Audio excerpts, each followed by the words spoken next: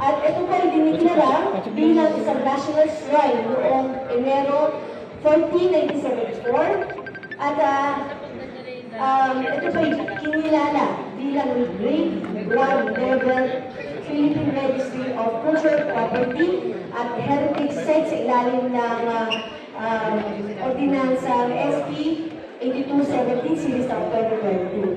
Ngayon po, ito pong meron po na naunang ordinansa o yung urban design code. Ito po yung ordinansa SP 2502 Series of 2016. At ito po yung nagbibigay ng patnubay para sa urban na disenyo ng ating Luzon. Kasama po ang Quezon City Memorial Circle at dito ang Aquino Parks at Wildlife Center. At ang layunin naman itong ordinansa nito ay mapatuloy mataas ang kalidad ng pamumuhay at lunas na ang ating kalikasan. Ngayon po, sa ordinansa nito, layunin din po natin pagbuhin ang comprehensive land use po na kung saan nakasaad po dito sa comprehensive land use plan noong 2016 to 2025 na yung green lang po ng Quezon City o yung nakapaloob po sa Quezon City Memorial Circle ay ating po pinoprotektahan at ito po ay kinikilala ng bilang isang tourism district. Ngayon po ako po ito sa aking presentasyon.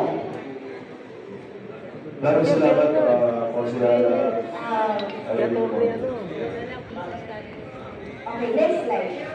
Sorry po. Pauna pala po yung guys. Okay, so, ang deklarasyon po ng polisiya nito, yung ordinansa nito, yung una po, yung mga regulasyon o patnubay po ay nakapaloob po dito sa ordinansa nito. Sunod po yung pagpapahayag ng pangunahing papel ng publiko sa pampublikong larangan at mabuting pamamahala. At sunod po, ito po ay nagbibigay po ng mekanismo sa pagpaplano ng urban renewal po. Sunod po, ito po ay nagbibigay po ng insentibo o assistance po kung sa nais po mag-comply sa ordinansa nito. Next slide po. So, may iba po category under the section 3 po ng ordinansa. Yung una po, yung central core o yung sentrong pangunahing saklaw ng ordinansa, yung buffer area o yung institutional zone po, sunod po yung primary view corridors o yung pangunahing koridor ng tanawin, sunod po yung secondary view corridors and residual spaces o ito po yung pangalawang koridor ng tanawin at mga labis po na espasyo na sakla ng ordinansa. Next po. Next po. Okay na po yan. Okay na po yan. Next po. Ayan. Sa ordinansa ito, ay meron pong 27 hectare po na dinideclare po natin na Central Core Heritage Conservation o Tourism Zone po under this ordinance. Kasama po dito ay ito po ay magsisimula sa pilot bilang sentro po at ito po ang magiging visual focus po ng 27 hectares po surrounding the Quezon City Memorial Shrine. Next slide. Next slide po. Yan. So ito po, para lang po maintindihan po natin, tungo na po tayo sa mapa. Next slide, para mabilis po. Yan. Dito po sa mapa ito, makikita ninyo na nakapaloob po dito, yung first po yung ating 1 kilometrong radius po mula po sa Quezon City Memorial Circle, o ito po yung buffer area, ito po yung dinideklara po natin institutional zone, at yung higit pa po dyan ay meron pa po tayong kung ano po yung kanilang current zone po ay yung po i-apply para dito po sa ordinansa na to. Next slide. Yung para po maintindihan po natin, next slide yan. Yung pangunahing koridor ng tanawin ng ating pylon, o ito po yung from Quezon Avenue and Commonwealth Avenue, ito po ay magkakaroon ng 200 meters on both sides of the each avenue na saklaw po ng ordinansa ito. At yung pangalawa po, yung pangalawang koridor ng tanawin o yung mga residual spaces po, ito naman po kasama po dito yung mga minor roads at yung meron maliit na vantage points or yung visual corridor ng ating Quezon City Memorial Circle. Kaya po siya tinawag na secondary view corridors. Next, para po maintindihan po natin, yung dilaw po, yan po ang ating pangunahing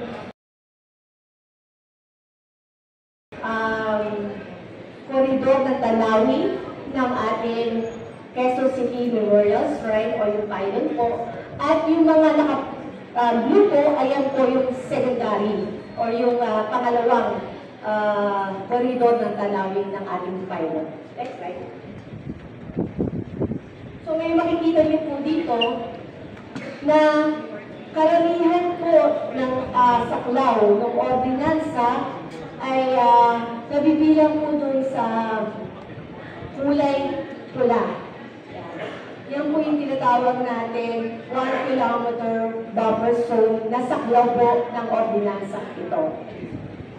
Para po mas maintindihan po natin, sa susunod na slide po, next slide. Yan. Next slide para po meron tayo. Ayan. Dito po medyo 3D po ito. Ang idea po nito, mula po sa pylon, pataas po, palayo po ng 1 kilometer, patungo 1 kilometer, ay dyan po mag-a-apply ang height restriction at ang iba pa pong saklaw ng ordinansa, katulad po ng pag-adhere, pag-comply sa disenyo na nakasaad sa ordinansa. Next slide. Para mas maintindihan po natin, pag kayo po ay nasa 200 meters away from the Quezon City Memorial Circle, ay kayo lang po ay papayagan na magtayo ng up to 4-story po. Next po, yung mula 200 to 400 meters naman po ay mayroon tayo. Dapat po ay 8-story lang po. Yung 400 to 600 meters naman po, dapat po may 12-story lang po na kailangan tayo dito. 600 to 800 meters naman po, ay ito po ay 15-story. Pero po, para po mas malinaw, 45 meters po. So, at yung pinakadulo po, ito po yung sinasabi natin 1 kilometer radius na po yung pinakadulo po ng buffer zone. Dito po i-allow po natin ng 18-story or 54 meters of height. Next slide. 45 meters. Yan siguro. Tatayo na. Siguro mas may explain po natin to kung visually makikita po natin ang itsura po ng ating pylon. Kung ito po, batas na to ay ipapasa po natin. Kung makikita niyo po, wala pong obstruction sa ating pylon. Pero pag ito pong ordinansa ito ay hindi po natin pinasa at hindi natin protectionan ang ating kaisa-isang masasabing identity ng Luzon, Quezon, next slide, ay magiging ganito po ang itsura po ng ating Quezon City Memorial Circle na kung saan ito po yung tinatawag po na photo bomber ng ating pilot. Next slide. Ito po naman ay view naman po from Quezon Avenue. Kung ito po ay tatanungin nyo from Quezon Avenue, looking at the pylon, ito po itsura niya kapag regulated po, kapag pinasa po natin itong ordinansa nito. Next slide. Ito po magiging itsura niya kapag hindi natin proteksyonan ang ating pylon. Next slide.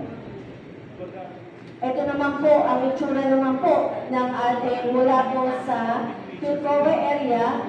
Kung makikita niyo, parang may balcony po dyan. Yan po yung proposed na elevated bike lane or bike road na kung saan kung makikita niyo, wala pa rin po siyang major obstruction sa ating pylon. Next slide. Ito naman po, kapag hindi po natin pinasa itong ordinansa nito, magiging marami po pwede magtayo po along the elliptical road up to the area po ng Commonwealth area.